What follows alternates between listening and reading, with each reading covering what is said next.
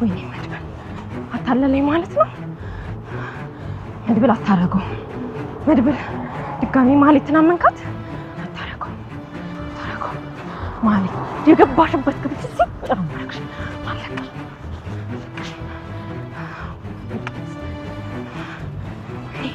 እኔ ቅድስት አይደለሁም አንቺን ከማርኩሽ አንቺን ከታውቆሽ እኔ ቅድስት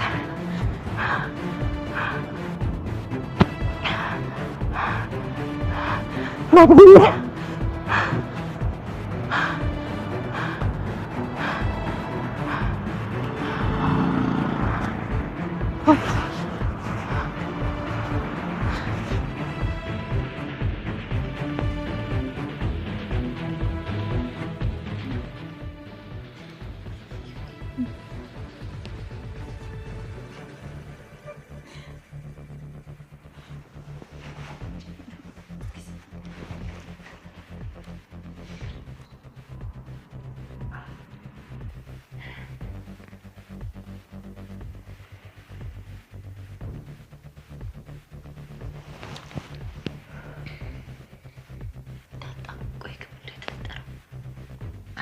እስኪ ትምጣና የሚሆነው ነገር እናያለን። እንዴ ግራ ያጋባሽኝ እኮ ነው ኤዱ። እኔም ግራ ተጋብቻለሁ።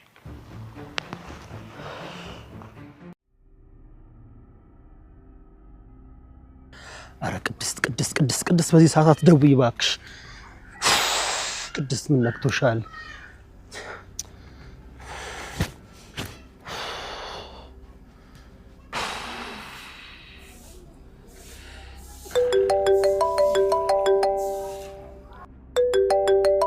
ማነው ደግሞ በዚህ ስልክ የደወለው?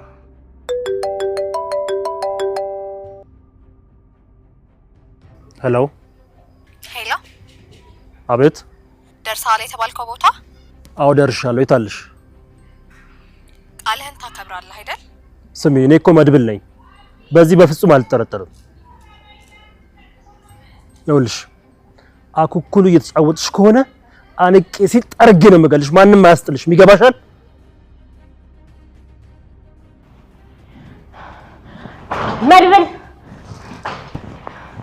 መድብል የት ነው ያለው? ኤደን የት ነው ያለው? ንገሩኝ።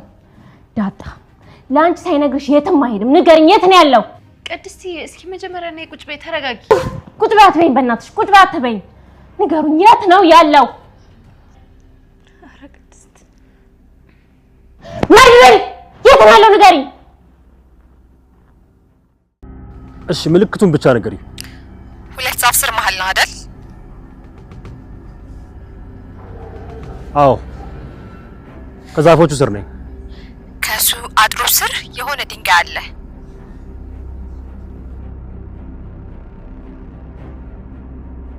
እሺ አዎ አለ።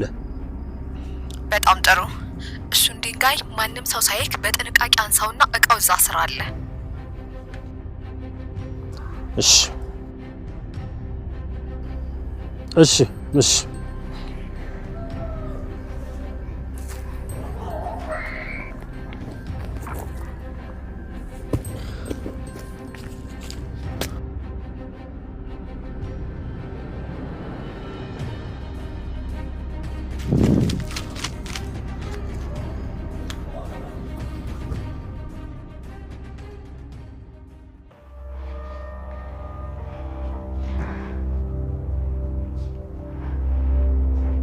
ዳጣ አምነሽዋል? ስታገኙ ስሜቱ ምን አይነት ነበር? የተረበሸ ወይስ የተረጋጋ? መሳሪያ ነው ቆንጆ። ይሄ ነገር ለልጅ አይሆንም። ነይ አንቺ ፊልማችን ነው።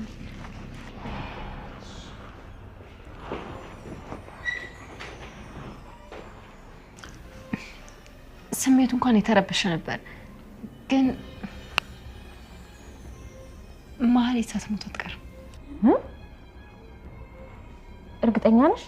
ይመስለኛል።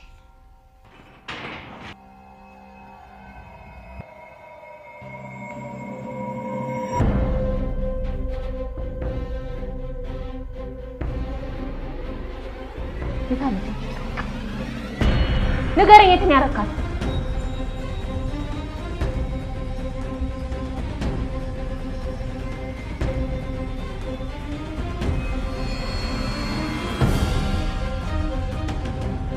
የማነች የወቅቱ ጥያቄያችን ነበር። ከሁለት ይሁን ከ3 ዓመታት በኋላ ሁነኛ ሰው አግኝተን ግጥሟ የእርሶ መሆኗን አረጋገጥን። ያኔ ስለ እርሶ የነበረን ግምት እንደ ማሽላ እንጀራ እምሽክሽክ ብሎ ከእጃችን ጠፋ። ፊቶና ንግግሮ ውስጥ ደም የማይረጭ ሕያውነት የተነፈገ ልብ ይታየን ስለነበር ግጥሟ ከእርሶ መመንጨቷን ስንሰማ ድንጋሬ ቢመታን አይፈረድብንም። እንደምን እርሶ ልብ ላይ ፍቅርና ናፍቆት በቀሉ? አሁንም ጥያቄያችን ቢሆን አይፈረድብንም። ለማንኛውም ግጥሟ ይህች ናት። እንደ ተፋቀርን ላንተያይ፣ ሳንተያይም ልንፋቀር፣ እንደ መናን ካለም ነገር ከሱመትራ ስንባረር፣ በታጋይ ሕግ ተገድበን ባጉል ስርዓት ስንጠፈር፣ መቼስ ምን እንላለን በተስፋ ከመሞት በቀር። ግጥሟ የነባራዊ ሁነት ቋሚ ላይ ተጠምጥማ የምትለመልም የሐረግ ህልውና ያላት ቅኔ ናት። ብቻዋን መሬት ለመሬት ትሳብ እንደሆን እንጂ ቆሞ የመስተዋል ዕድል አይኖራትም። ነባራዊ ሁነቱ የትጥቅ ትግል ዘመን ነው። ታጋዮች እርስ በርሳቸው ጾታዊ ፍቅር ሆነ ጉድኝት እንዳይኖራቸው በጥብቅ የተከለከሉበት ወቅት ባለቅኔ በረከት ልቦና ላይ አርፎ ያቆጠቆጠው ታህዝቦ ለግጥሟ ህልውናዋ ሆኗል። የግጥሟ መልእክት ከቁጭትና ከመብከንከን ድሪያ ቢወለድም እንደ ፉከራ ከሮ ሳይሆን በጠባዩ ለዝቦና ለስልሶ የወላጆቹ ልጅ መሆኑን ያስተናል። የሚገርመው ደግሞ ልዝብነቱና ለስላሴው ከፍርሃት ሳይሆን ከድፍረት መገኘቱ ነው። ባለቅኔው የቆመለትን ዓላማ የሚያስፈጽመውን ሕግ አጉል ጠፋሪ ስርዓት አድርጎ ለመፈረጅ ፍርሃት አልሸበበውም። እንደውም ከተገቢው በላይ ደፍሯል ማለት ይቻላል። ግጥሟ ላይ ታጋዮቹ የዓለማዊው ሕይወት አዳምና ሔዋን ሆነው ከስጋዊው የፍቅር ጽድቅ በምድራዊ መልአክ ማለትም የትግል ሕግና ስርዓት ሲባረሩ ምስል ትከስትልናለች። ይህንና ሌላውንም ምክንያቴን ዋቢ አድርጌ የበረከት ስምዖንን ባለቅኔነት ብቀበል የሚያስፈርድብኝ ጥፋት ሆኖ አይታየኝም። እንደውም ትግሉና ስልጣኑ ገዳፋ ወይም እንቅፋት ባይሆንቦ ባለቅኔነቶ ካሉንና ከነበሩን ገጣሚዎች ጋር የሚያወዳድሮ በሆነ ነበር እላለሁ። ግን ምን ይሆናል፣ እንደ ካርል ማርክስና እንደ ማውሴቱንግ ሁሉ የእርሶም ባለቅኔነት ትግልና ስልጣን ጥልቅ ውስጥ ተጣለ። ባለቅኔ በረከት ስምዖን ከትግልና ከስልጣን ጥልቅ አምልጠው የወጡ ሌሎች ጥቂት ቅኔዎች እንዳሉት ስጠረጥር ኖሬያለሁ። ይሁንና እንደ ባሪያ ድንግል ተድበስብሰው ከቀሩ ቅኔዎቹ ቀድሞ ሌላ የሕይወት ቅኔዎ ደረሰኝ። የዚህ ደብዳቤ መነሻም ይህ የሕይወት ቅኔዎ ነው። የሕይወት ቅኔዎን ፍንጭ ያገኘሁት የሁለት ምርጫዎች ወግ የተሰኘው መጽሐፎ ሲታተም ነው።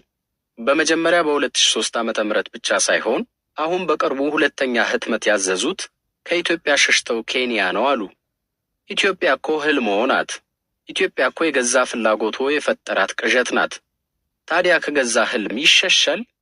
የገዛ ፍላጎት ካስገኘው ቅዠት ይመለጣል? እርግጥ አይካድም። ኢትዮጵያ የህትመት ብቻ ሳይሆን የኑሮም ረመጥ ናት።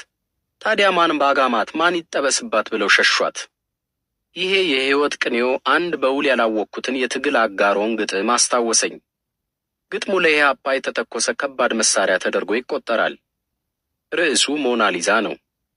አንተ ሊዮናርዶ የሮማ ልጅ የሰራሃትን ልታሻሽል፣ ልታፈርሳት፣ ልትገነባት፣ ደግመ ደጋግመ ልትሰራት፣ ሰልሰ ልትሰራ ስትችል ጣዖት አደረካት በሞትህ አጉላጉል ለራስህ ፍጡር እግዚኦ ልትል።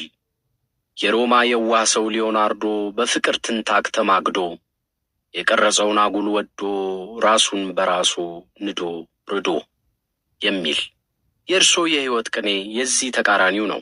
እግዚአብሔር ሰውን በመፍጠሩ ተጸጸተ እንደተባለ እርሶም በኢትዮጵያ ሳይጸጸቱ እንዳልቀሩ ነው የሕይወት ቅኔው የሚመሰክረው። ይህንኑ የሞናሊዛ ላሂ ተከትለን የእርሶን የሕይወት ቅኔ እንግለጠው ብንል ሰልሰ ልትሰራ ስትችል እርግፍ አደረካት በሽሽት አጉላጉል በራስህ ፍጡር እግዚኦ ልትል። የሮማ የዋህ ሰው ሊዮናርዶ በሕልም ትንታግ ተሞልቶ የፈጠረውን አጉል ጠልቶ ራሱን በራሱ ሸሽቶ። እርግጥ አይካድም ኬንያ የህትመት ብቻ ሳይሆን የኑሮ ርካሽነቷ ከኢትዮጵያ በእጥፍ ዝቅ ይላል። ለዚህ የህትመትም ሆነ የኑሮ ርካሽነት አንድ ኢትዮጵያዊ ቢማልል አይፈረድበትም። ይሁንና ኢትዮጵያን በዚህ መልኩ ለሰራትና ለገነባት ብቻ ሳይሆን ሊያሻሽላትና ሊያፈርሳት በሚችል እንደ እርሶ ባለ ግለሰብ ሽሽቱ ሲከናወን የሥነ ምግባር ጥያቄ ያስነሳል። ኮልኩለው ባሳበዷት መኪና ማለትም ኢትዮጵያ ላይ የተሳፈርነውን ዕጣ ፈንታችን መሆኑን አምነን ሳይሆን ተገደን የተቀበልነውን እኛን ባለንበት ሁኔታ ሹፍርናውን ጥለው እንደመውረድ ያለ ድርጊት ነው የሰሩት። እኛስ ይህን በእርሶ ሹፍርና ያበደ መኪና ማለትም አገር ጥለን የት እንሂድ? እንዳልኩት ኢትዮጵያ ላይ ኢትዮጵያ የሆኑ ኬንያን ለሚመለከት ያቺ ጎረቤት አገር ታማልላለች። የዶሮ አሩስቶ 16 ሽልንግ ዋጋ አለው አሉ። በእኛ ወደ 2 ብር ከ60 ሳንቲም ማለት ነው። ይሄ የኬንያውያን አኗኗር በእኛ በኢትዮጵያውያን አኗኗር ሲተረጎም ወደ ኋላ አሽቀንጥሮ አጼ ኃይለ ሥላሴ ዘመን ላይ ያደርሰናል። አፕልና ወይን ጨምሮ ሌሎች ፍራፍሬዎች የደሃ ኬንያውያን መተከዣዎች ናቸው አሉ። እኛ አገር ቅቅል በቆሎና ቆሎ እንኳን ደሃ የደርስብሽ ምግብ ከሆኑ ሰነባብተዋል። እኛ ዘንድ አንድ ኮስማና በቆሎ መንገድ ዳር ተጠብሶ ስንት እንደሚሸጥ ያውቃሉ? ከ3 ብር ከ50 እስከ 4 ብር። ኬንያ ሂደን 1 ብር ከ20 ሳንቲም ብንጨምር የኛዋ ጎስቋላ ጎዳና ተዳዳሪ በቆሎ የ2 ዶሮ አሩስቶ ጌታ ትሆናለች። እርሶና ጓዶቹ በዚች ሀገር ላይ አስማት ነው የሰራችሁት ማለት ይቻላል። እንዴት አስባችሁ እንዴት ተሳካላችሁ? እውነትን ወደ ቅዠትነት የመለወጥ ተአምር ነው የሰራችሁት። እና ይሄውሎ ነገሩ የተገላቢጦሽ ሆኖ እርሶ ባለቤቱ ያቀለሉትን አሞሌ እኛ ባለዳዎች እንቀበል ዘንድ ግድ ሆኖብናል። የግፍ ዘመን ነውና ምን እናደርጋለን? እርሶ ወላጇ የሸሿትን ኢትዮጵያ እኛ ባለዳዎቹ እናዝላለን፣ እሹሩሩ እንላለን፣ እናጠባለን። ባለቅኔ በረከት ስምዖን ከጥበባዊ ቅኔዎ ሕይወታዊ ሰምና ወርቆ ገዘፈ መሰል መጽሐፎን ኬንያ ማሳተሞ ሌጣውን ይሄን ያህል አያናግር ይሆናል። ነገር ግን ከዚህ ድርጊቶ ጀርባ እንደ ውቅያኖስ ውስጥ የበረዶ ተራራ ጫፍ ኢምንት የሆነው ችግር ውስጥ ውስጡን የመንሰራፋቱ ምክንያት ስለሆነብኝ ነው። እርሶ ለ50ና ለ60 ሺህ ብር ትርፍ በመጽሐፉ የሸሿትን ኢትዮጵያ እኛ በኑሮና በሕይወት እየተቤዥናት አለን። ረሃብና ርዛታችንን እንደ ቦረንትቻ እየቀለብን አብረናት እንኖራለን። ደግነቱ ኑሯችን ወደ ተስፋይቱ ምድር የሚደረግ ጉዞ እንደሆነ እየተነገረን ነው። ቢሆን እንኳን ገብስ የሚደርሰው ለፍልሰታ እኔ የምሞተው ዛሬ ማታ እንዳለው ገበሬ ያለ ዕጣ ፈንታ ውስጥ ነን። በእናንተ ዘንድ እኛ ሲያጥቡን የምናለቅስ ጨቅላ አይነት ነን። እርግጥ ነው በዘመን አመጣሽ ዋግምቶ እየታከምን ሊሆን ይችላል። ስንታገምም ደም እየፈሰሰ እንደምንታከምም እናውቃለን። የእርሶና ጓዶቹ ማገም ግን ከደም በላይ ቅስምና ጅስም የሚያፈስ ሆነ። ከቅዠት የሚቆጠረው እውነታችን እናንተን አስፈሪ ተዋናይ እያደረገ ማቅረብ ከጀመረ ሰነባበተ። እርግጠኛ ነኝ እርሶም ህልም ውስጥ እኛ አስፈሪ ገጸ ባህሪ ሆነናል። የሕይወት ቅኔው የሚመነጨው ከዚህ ይሆን? በሰበብ አስባቡ ውጪውን የመማተር ድብቅ ሽሽቶስ ይሆናል።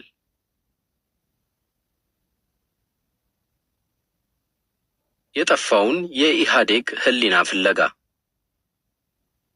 የሸዋው ንጉሥ ሚኒሊክና የጎጃሙ ንጉሥ ተክለ ሃይማኖት በወዳጅነት ዘመናቸው ላይ ናቸው። አንድ ጥላ ስር ቁጭ ብለው ሲጨዋወቱ እንዲህ የሚል ቃል ተገባቡ አሉ። እኔ ቀድሜ የሞትኩ እንደው ልጆቼን አደራ። ድንቅ። እኔም ብቀድምህ እንደዚያው የልጆቼን ነገር አደራ።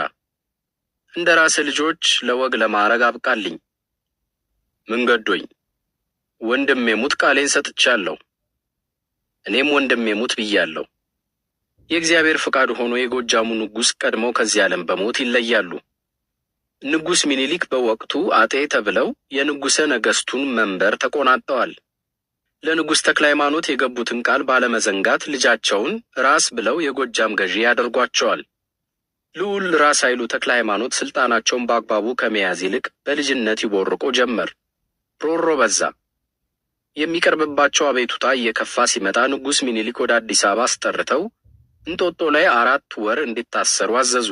ይሁንና ራስ ኃይሉ በእስር ላይ እያሉ ስለተረሱ 4 ዓመት ቆዩ።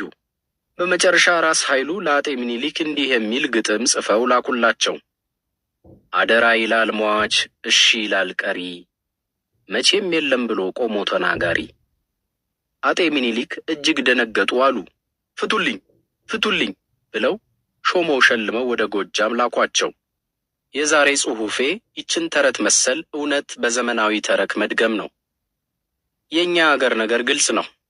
ከጥንት ጀምሮ በጽሑፍ ከቀረበ ሕግ ይልቅ ቃል ለገቡለት ሕሊና ያደላል። ከሕገ መንግሥቱ ከወንጀል መቅጫውና ከህብታቤሩ በላይ ለሕገ ልቡና የምናደላው ለዚህ ነው። ይሄን ይዘን ከነገሥታቶቻችን ወደ ታጋዮቻችን እንውረድ። በዚህ ዘመን እንደ አጤ ሚኒሊክ ቃል ከብዶ ከሕገ መንግሥቱ በላይ ጥቂት መተማመን ይፈጥርብን የነበረ አንድ የታጋዮች ልምድ ነበር። እሱም በተሰዉ ጓዶቻቸው ስም የሚያቀርቡት የተፈጸመ መሐላ ነበር። ስጋ ብጾት ወይም የሰማዕታትን ስጋ የሚል።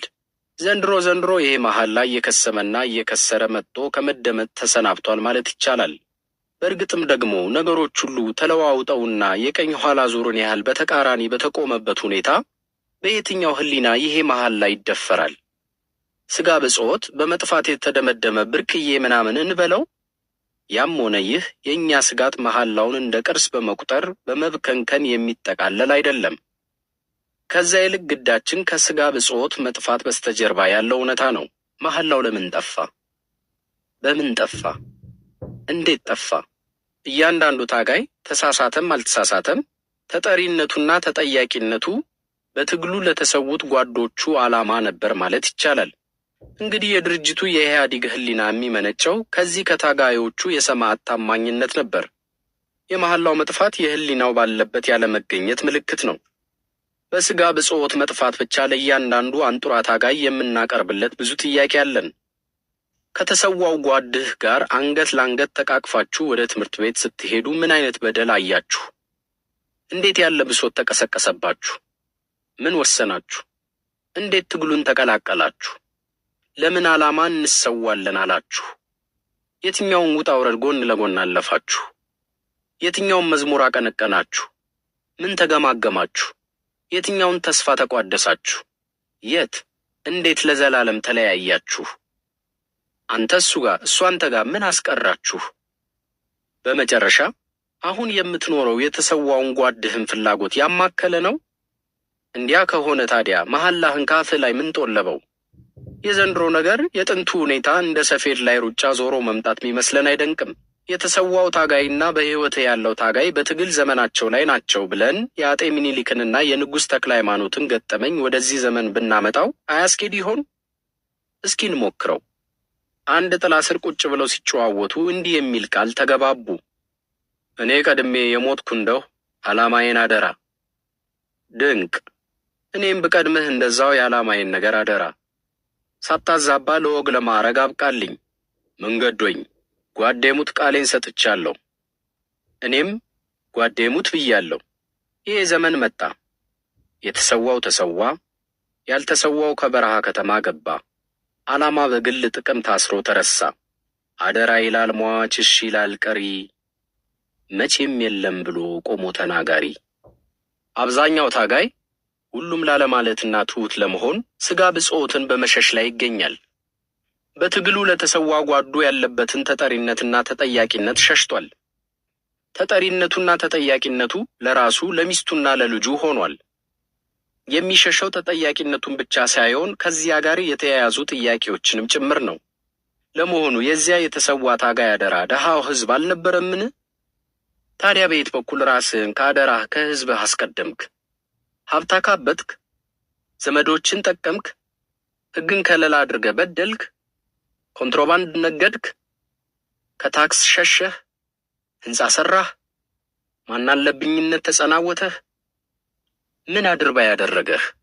ትዳርህ፣ ሚስትህ፣ ልጆችህ በየትኛው አቋራጭ ከተሰዋው ጓድህ ቀደሙ? የእሱም መሰዋት እንዴት በድሎትህ ለወጥክ? ሕሊናህን ሸሸህ? ስጋ ብጾትን ገደፍክ?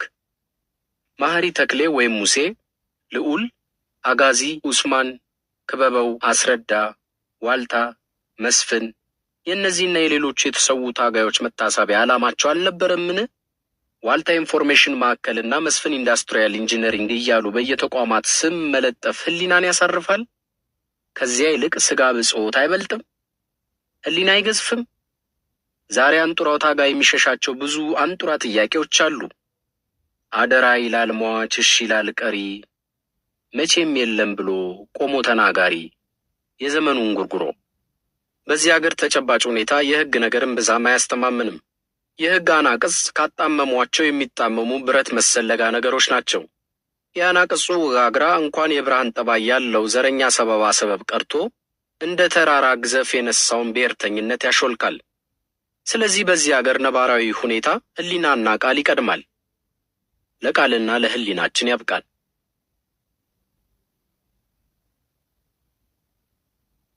እነ ዲያስፖራ ነውራችሁን ፋቁት። ከኢትዮጵያዊው አንጻር ስንመለከተው ስደት በዚች ሀገር 3 አይነት መስተንግዶ ቀርቦለታል ማለት ይቻላል። ከጠላት በፊት፣ በጠላት ጊዜና አሁን። ስደት ከጠላት በፊት ማለትም ከ1928 አስቀድሞ ስደት ለአንጡራው ኢትዮጵያዊ የነውር ድርጊት ብቻ ሳይሆን ለየትኛውም መከራ በአማራጭነት የሚቀርብ ጉዳይ አልነበረም። ለዚያ ዘመን ኢትዮጵያዊ ስደት ከስር መነቀል ነው። መጠውለግ፣ መድረቅና መርገፍ የሚያስከትል ከስር መነቀል። ለዚህ ምሳሌ የሚሆነን አንድ ቤተሰብ አለ። አባት፣ እናትና አንድ ልጅን ያካተተ ቤተሰብ። የዚህን ቤተሰብ ታሪክ መመርመር ስደት ለዚያ ዘመን ኢትዮጵያዊ ያለውን ገጽታ ያሳያል። የዚያ ቤተሰብ አባት አጼ ቴዎድሮስ ናቸው። እናት እቴጌ ጥሩ ወርቅ፣ ልጅ ደግሞ ልዑል ዓለማየሁ ካሳ። አጼ ቴዎድሮስ የፋሲካ ማግስት ሰኞ ሚያዝያ 5 1860 ዓ.ም ከቀኑ 10 ሰዓት ከ10 ደቂቃ ራሳቸውን ያጠፉት ምርኮ የሚያስከትለውን ውርደት በመጥላት ነበር። ምርኮ መታሰርና ወደ እንግሊዝ መጋዝም አለበት። አጼ ቴዎድሮስ ይህንን ጉዳይ ቀደም ሲል ከእንግሊዛዊ ጄኔራል ናፒየር ከተጻፈላቸው ደብዳቤ ተረድተውታል። በክብር መልካም አያያዝ እንደሚደረግልዎ ቃል እገባለሁ ይላል። እኔ ቴዎድሮስ እኔ ነኝ እስረኛ መሆነው አሉና ራሳቸውን አጠፉ። የዚያ ቤተሰብ እናት እቴጌ ጥሩ ወርቅ ደግሞ ከሀገር የመሰደድ ዕጣ በልጃቸው በኩል መጣባቸው። ልጃቸው ልዑል ዓለማየሁን እንግሊዞች ሊወስዱት ስለቆረጡ እናቱ ሆዳቸው ባባ። ከ7 ዓመት ልጃቸው ጋር ለመሰደድ ወሰኑ። ስደት ያስከተለው ጭንቀትና ተስፋ መቁረጥ ተደራርቦ እናት በጉዞ ላይ እንዳሉ እንጣሉ አጠገብ ሐይቅ አጥላ ከሚባል ስፍራ ሞቱ።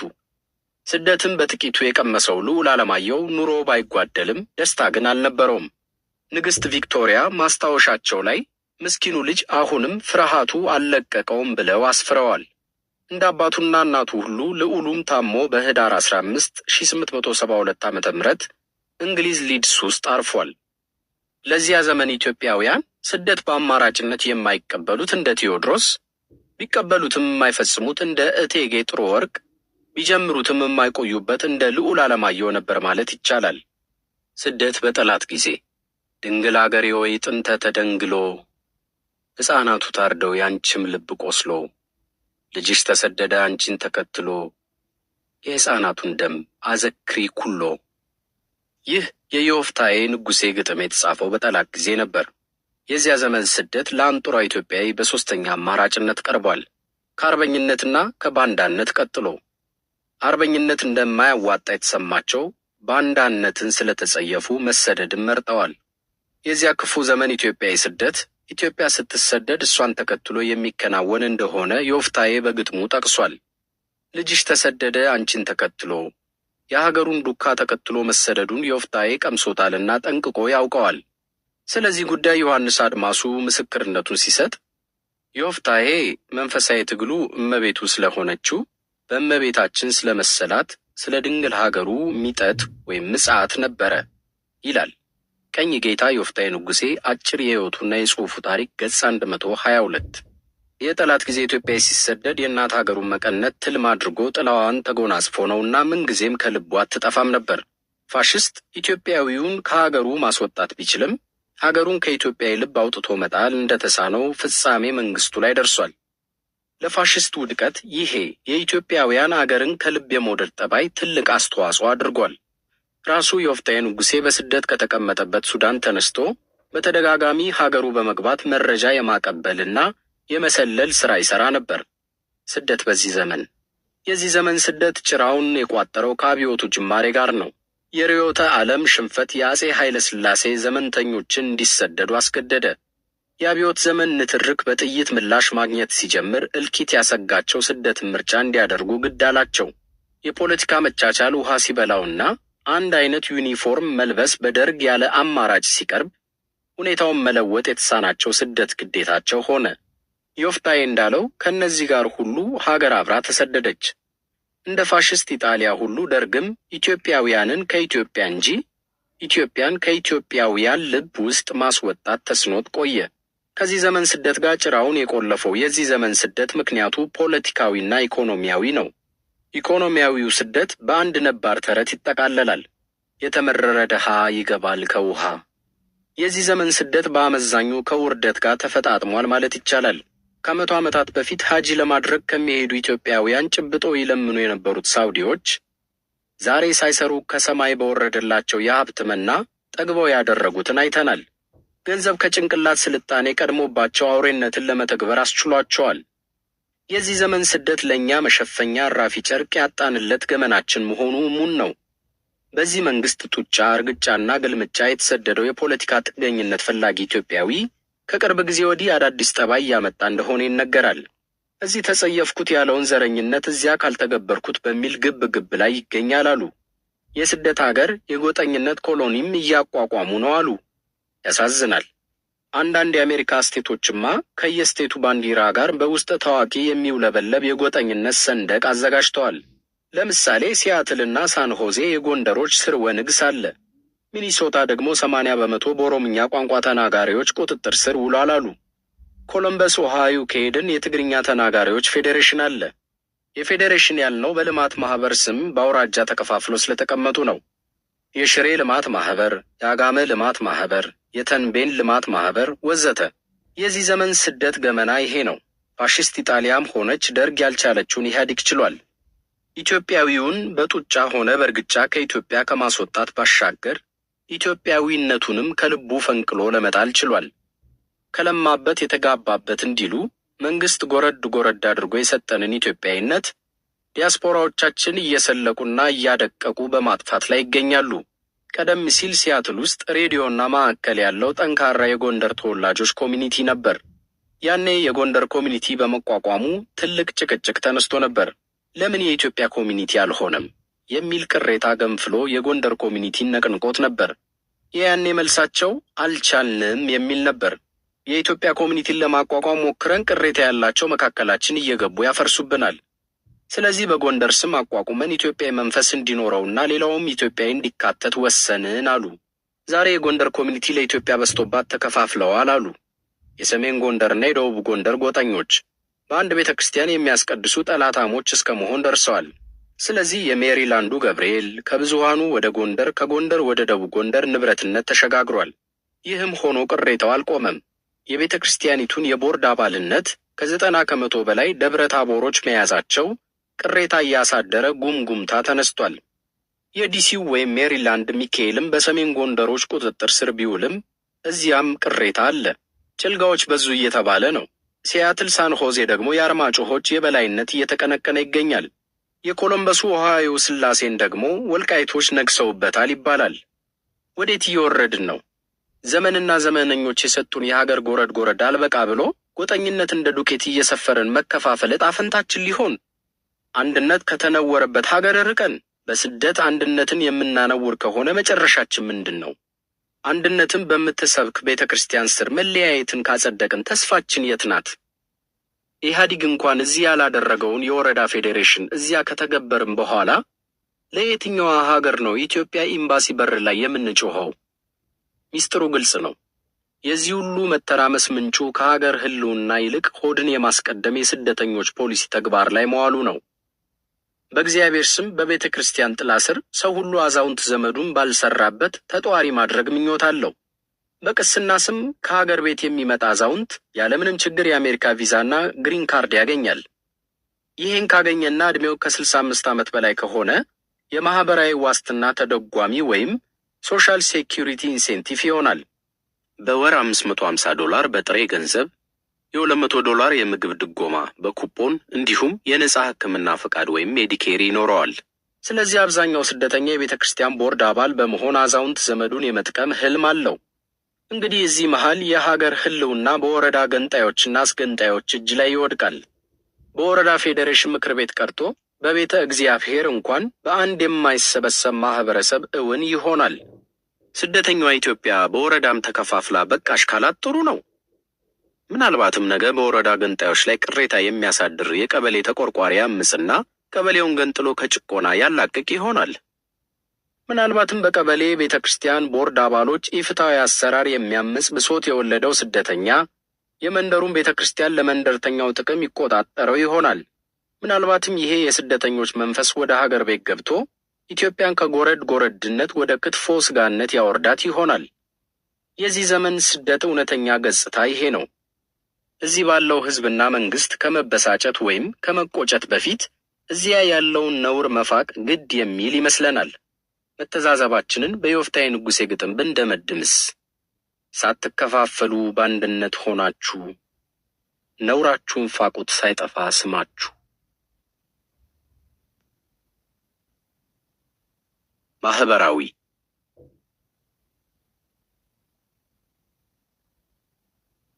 ጎንደር የህልሜ ከተማ ናት። አይን ማየት ነው የሚያቅ የብርሃን ዕድሜ አዚሙ እስኪያልቅ። ከ14 ዓመት በኋላ ዳግም አዘቦን አየኋት። ዙሪያ ቀጽሯን አስተዋልኳት። አጠናኋት፣ አዳመጥኋት። ባለቅኔው ጸጋዬ ገብረ መድኅን ከ14 ዓመት በኋላ አዘቦን ዳግም ሲያያት ተጸጸተባት። ሰው እንዳይጥ በየጥሻው ሲጥ ሲል ያየባት። መሬቷ እንደ ሞረድ ስለት፣ ጥርሷ ሲፋጭ እንደ ደወል ሰቆቃ እንጂ እኮ ድምፅ አደል ያለባት። አዘቦ የዓመታት አቀበት ጅስሟን ቅስሟን አስገብሯት ያወጣት ጉልላት ላይ ሆና ጸጋዬ ያገኛት። እሰይ አልኳት ይላል።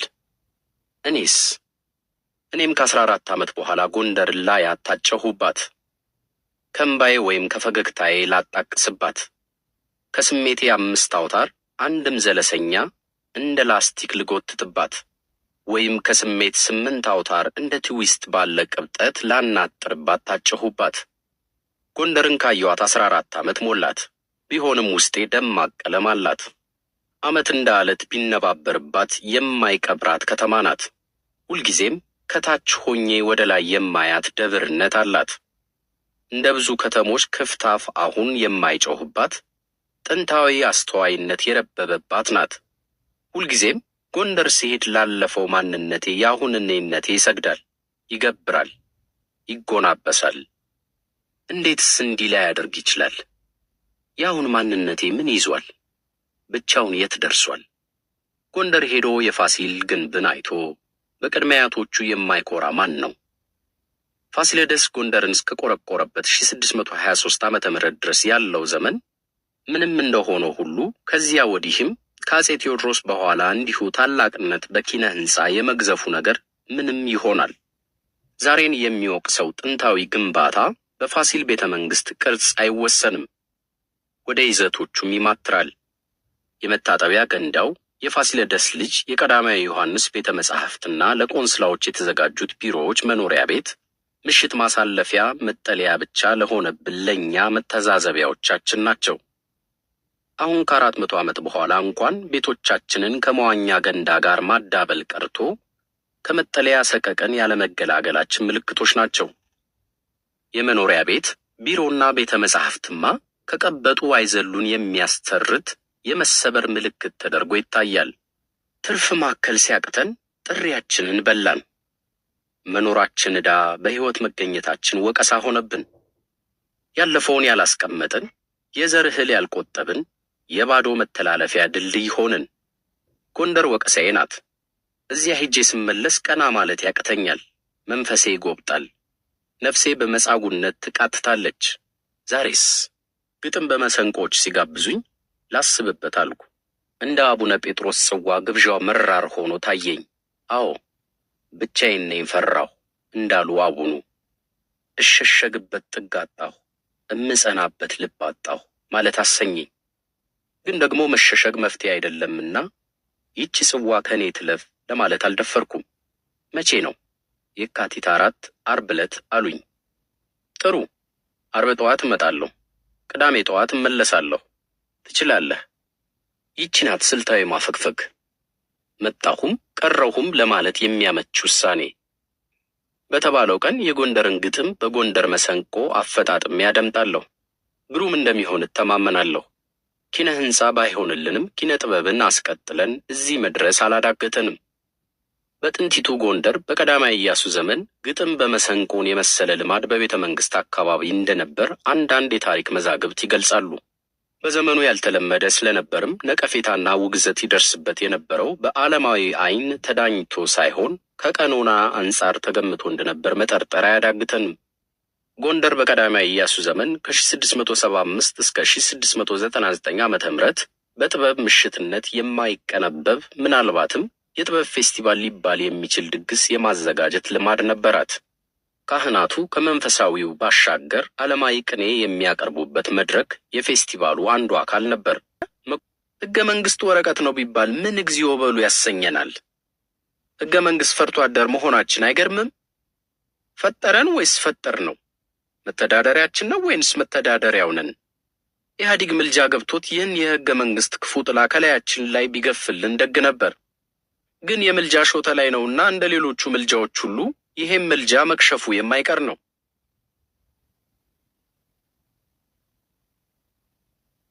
ይድረስ ለባለቅኔ በረከት ስምዖን።